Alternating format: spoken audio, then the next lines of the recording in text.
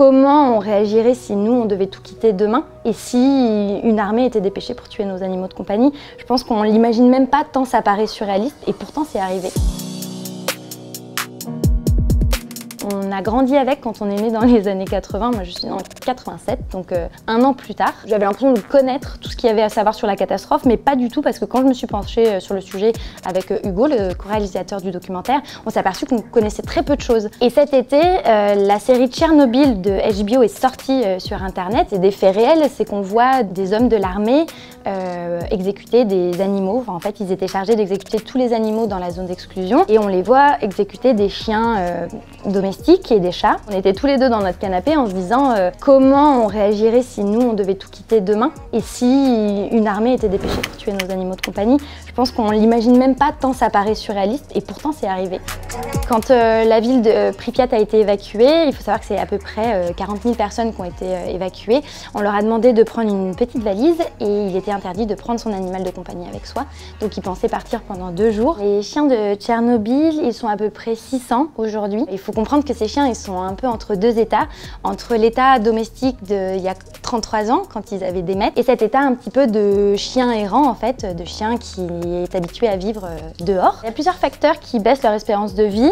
La première, c'est qu'ils sont quand même nés dans un environnement contaminé, mais il y a aussi le fait qu'ils vivent dans des conditions difficiles, des conditions météorologiques l'hiver qui sont quand même très très rudes, le manque de nourriture, les maladies, les prédateurs. Donc il y a tous ces facteurs qui font que l'espérance de vie est réduite à 4 ans. On n'a eu aucune réaction agressive de la part des chiens, vraiment genre aucune. La plupart ils courent vers nous, on a pu jouer avec eux, on a pu les caresser, on a pu vraiment avoir un vrai contact avec eux. Mais par contre après chaque interaction avec un chien, on prend bien soin de se laver les mains parce que les particules radioactives qui sont présentes dans les poussières se logent dans la fourrure des chiens.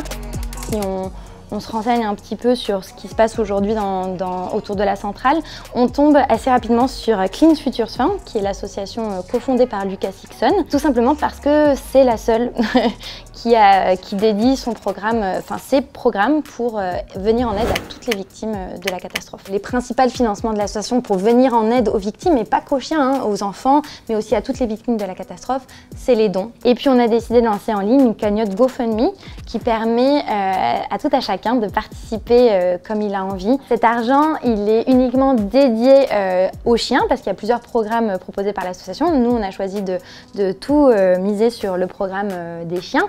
Elle permettra de vacciner, nourrir, soigner les chiens. L'adoption d'un chien, elle est compliquée parce qu'encore une fois, le but, c'est pas de prendre n'importe quel chien et de le retirer de son environnement naturel et de le mettre dans une maison et de l'enfermer entre 4 murs en fait. Il y a des chiens qui vivent autour de la centrale qui, même si les conditions sont très rudes et sont très compliquées, sont heureux. Donc l'adoption, elle est possible quand ce sont des chiens qui sont petits, qui sont chiots, parce que ça permet de les entraîner un tout petit peu avant qu'ils rejoignent leur famille. Toute cette histoire, elle est aussi là pour parler des humains, d'une catastrophe, de comment on s'en remet 33 ans plus tard et comment ces chiens sont restés un petit peu ce lien entre le passé et le présent.